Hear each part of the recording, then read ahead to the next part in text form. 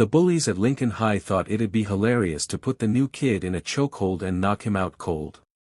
But what started as a harmless joke would end up haunting them later. Tyler Reed sat slouched in the very last row of Mr. Thompson's history class, shoulders tense, doing his best to shrink into the chair and disappear. At just 15, the tall, skinny kid with short curls and deep brown skin already drew more attention than he wanted. Being the new guy was tough enough, but being different made him a target for every jerk looking for someone to pick on. When the bell finally rang, the room exploded with chatter as students poured into the hallway in noisy clusters.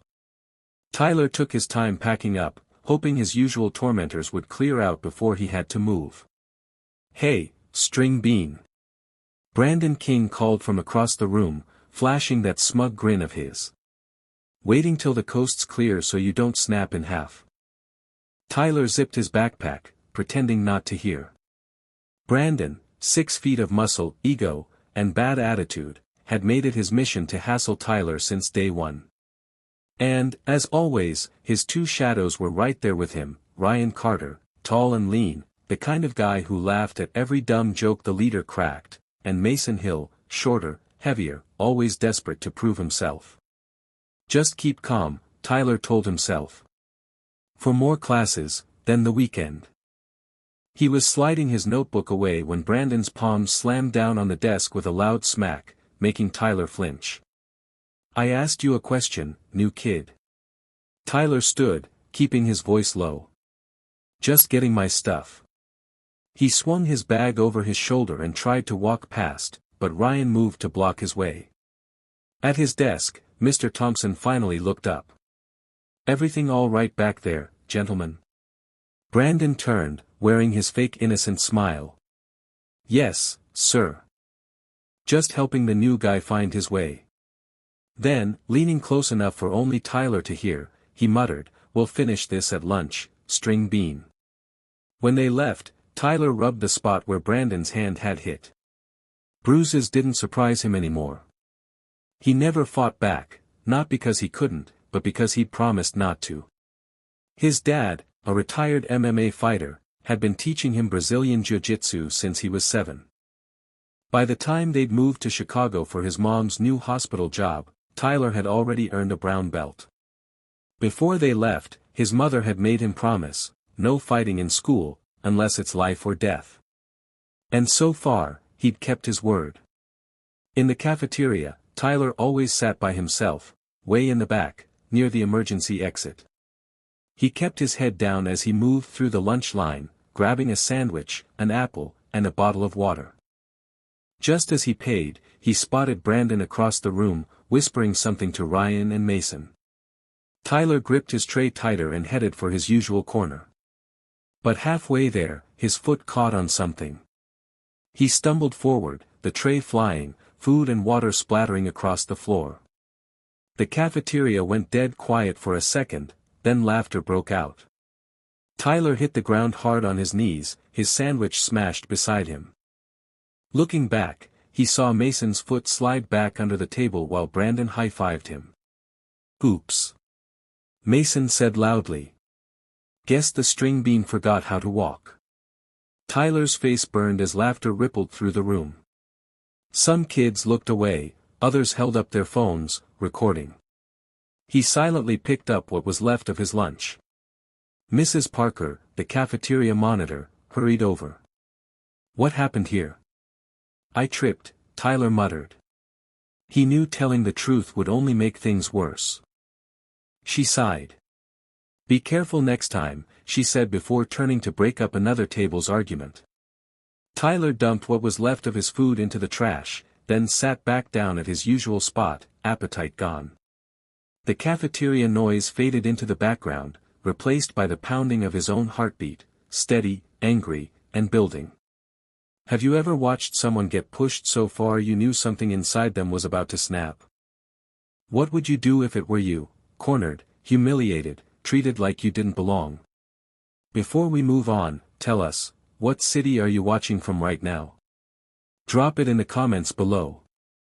And if you believe no one deserves to be bullied for just being themselves, hit that like button and subscribe to Racism Exposed, because sometimes the quietest people are the ones carrying the loudest storms inside. After lunch, Tyler walked fast down the hallway, clutching his backpack like it was a lifeline. He just wanted to make it to his locker, grab his stuff, and disappear before Brandon and his buddies showed up again. But fate had other plans. He opened his locker and started switching out books when a shadow stretched across the door. "Leaving so soon, String Bean?" Brandon's voice dripped with arrogance. Tyler's stomach dropped. Behind him stood Ryan and Mason, blocking both ends of the hall like bodyguards. "I've got class," Tyler said evenly. "Relax," Brandon replied, his grin widening. "We just thought we'd give you your official Lincoln welcome." The hallway was nearly empty now, the sound of footsteps fading as the last few students hurried away. Nobody wanted to get caught in the middle.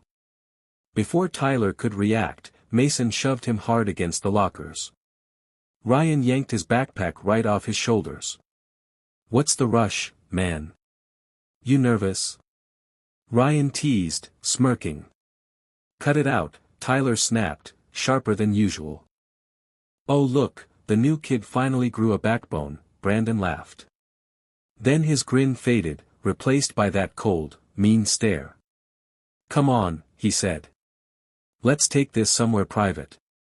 The three of them boxed Tyler in, pushing him toward the stairwell. He tried to hold his ground, but 3 against 1 wasn't a fair fight. They dragged him up to the third-floor bathroom, far from teachers, cameras, and anyone who'd interfere. "Please don't do this," Tyler said as they shoved him inside. The heavy door slammed behind them, echoing off the tiled walls. Brandon grinned. "Every new kid gets an initiation. Yours is way overdue." They moved in closer, cornering him by the sinks. Ryan grabbed one arm, Mason the other. Brandon cracked his knuckles. "Hold him steady." Tyler's pulse pounded in his ears. Not life-threatening, he told himself. Embarrassing, humiliating, but not dangerous. Then Brandon stepped behind him, locking an arm around his neck, a sloppy rear naked choke. It wasn't clean or trained, just raw force. The edges of Tyler's vision started to blur. Pressure built behind his eyes. Air slipped away. Then instinct, 8 years of training, kicked in. His father's voice echoed in his mind, "Only fight when you've got no other choice." Tyler shifted his hips, shifted his weight, and exploded into motion. This time, he fought back. The bathroom erupted into chaos. Tyler dropped his weight low, turning his hips just like his dad had drilled into him hundreds of times. His body moved before his mind could catch up, pure instinct taking over. With one sharp pivot, he grabbed Brandon's arm, rolled his shoulder, and sent him flying clean over his back. Brandon hit the tile hard, the breath blasting out of his lungs. The crash echoed through the bathroom stalls. Ryan and Mason froze for half a second, shock written all over their faces. Then they charged. Tyler sidestepped, catching Ryan's wrist mid-swing, spinning into a clean hip throw that slammed him down beside Brandon. Mason lunged next, shouting, but Tyler ducked low, swept his legs, and flipped him flat onto his back. 3 moves. 3 takedowns. Clean. Controlled. Precise. The 3 bullies scrambled back to their feet, groaning, wide-eyed. Tyler stood in the middle of the bathroom, breathing steady, stance balanced, calm but firm. "You done?" he asked quietly. Brandon wiped blood from the corner of his mouth, face flushed with rage. "You think you're tough now, huh?" he spat, stepping forward. Tyler didn't even flinch. "I'm not trying to be tough. I'm just done being your target." Ryan rubbed his shoulder where he'd landed. "What was that, man?" "Brazilian Jiu-Jitsu," Tyler said evenly. "My dad's a fighter. I've been training since I was 7. He pointed to his neck. "You tried to choke me out, you don't even know how dangerous that is.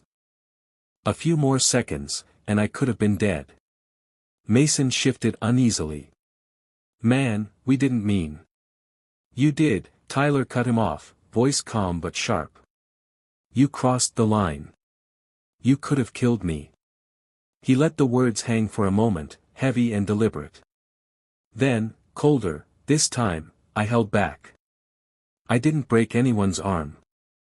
I didn't do anything that would ruin your life forever. He stepped closer, eyes steady. Consider this your warning.